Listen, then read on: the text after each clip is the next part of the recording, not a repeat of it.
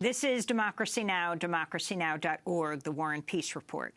President Trump is expected to decide the fate of the immigration policy known as DACA, which stands for Deferred Action for Childhood Removal, threatening to overturn the Obama-era program that protects nearly 800,000 undocumented immigrants who are brought to the U.S. as children.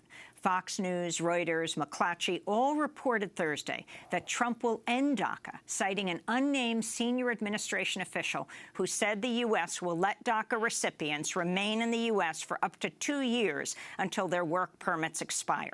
But at the White House, Press Secretary Sarah Huckabee Sanders insisted the president has not yet come to a decision. Immigrant rights groups and their allies have pledged mass mobilizations in response to any move to cancel DACA.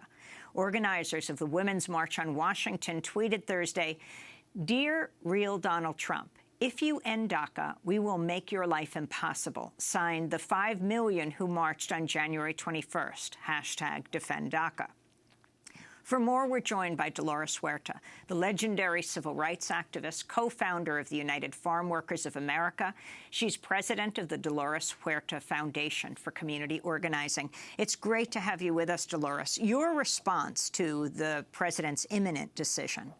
Well, I think he's breaking his word, because initially he had said that he was not going to touch DACA, that he was going to let that remain on the books the way that President Obama, was able to make that decision to allow these young people to stay in the United States, because this is the only country that they ever knew.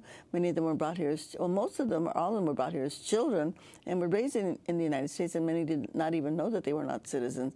So we are hoping that he will go back to his earlier statements that he made when he first got elected, that he was going to let DACA remain.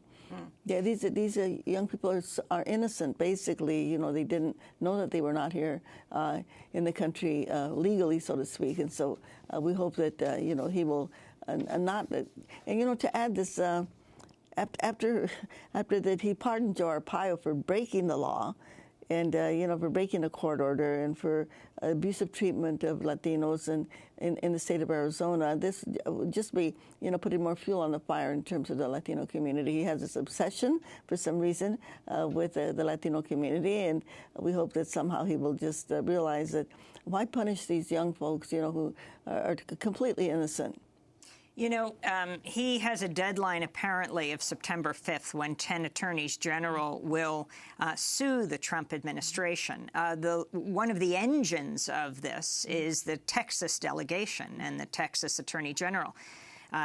Its major city, Houston, the 4th largest city in the country, underwater right now. What it's going to take to rebuild this city, the number of immigrants who live there. I believe 85,000 recipients of DACA are in the greater Houston area. Can you talk about this in this time of this massive crisis? Yes, I think that the president's job is really to protect, the safety of all of the residents of this country, especially those that are in this imminent danger that they now have in the flooding. So, we have one disaster here when it comes to the flooding in Houston, might create another disaster for all of the young people that are under the DACA program. And they're really a great contribution to the United States of America, because with their knowledge, the amount of wealth that we can bring, social capital, and not only that, but in future tax earnings that they will bring to the country is immense. It's in the millions of dollars. So, this is kind of a regression, and it's something that's going to hurt everybody. Fitting this into a bigger picture of Donald Trump when it comes to immigration, he has said he's willing to shut down the government over the wall on the border. Has contracted with 4 firms to make a prototype of that wall, willing to shut down the government over the wall that he said Mexico would pay for, now demanding that Congress pay for it. How does that fit into this picture?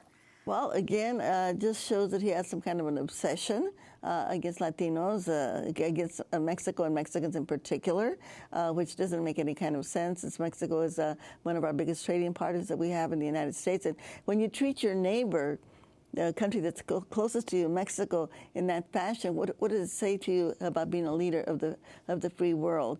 And then to threaten to shut down the government, I mean, it is absurd, I think, and ridiculous that somebody would even think that way, that he's going to jeopardize the economic health of the whole United States of America, just to keep a promise, an idiotic promise that he made about building this wall. It's ridiculous.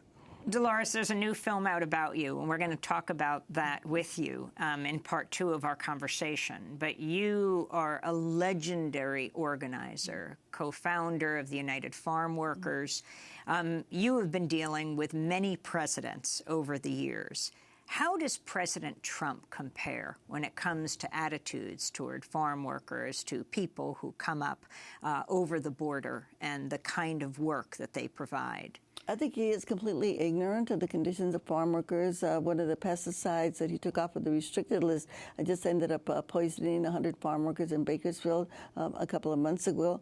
So he is obviously completely out of touch with what's going on in our agricultural fields all over the United States. And not only that, but I think all workers now are going to be suffering under the Donald Trump administration.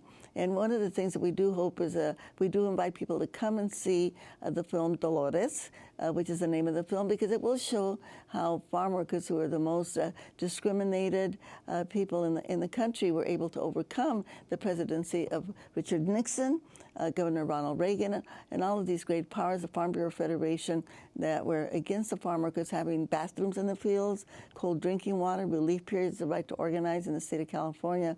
And yet, with the help of the American public, who supported the boycotts that we had of the grapes and the lettuce, and we were able to overcome. And I think that's the message that we want the film to bring to people, not to give up hope. But we know that if we collectively organize, that we can really resist. And I know with the the congressional elections that are coming up in 2018, we hope that it will inspire people to get engaged and to register to vote. You know, and if you haven't become a citizen yet, please do so, because if people file their citizenship papers now, they will be able to vote in 2018, because the Congress can counter many of the policies that Donald Trump is trying to roll back. Many of the things that we won back in this, in the last few decades, and I think that we can really make our democracy stronger. The wall that we have to build is a wall of resistance, and I believe that the Congress is one of the ways that we can build that wall of resistance. And so we do have an opportunity in 2018, but we've got to start organizing for that now.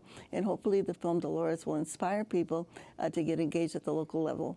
That's legendary organizer Dolores Huerta, co-founder of the United Farm Workers, has been organizing for decades. This is Democracy Now!, democracynow.org, The War and Peace Report. I'm Amy Goodman.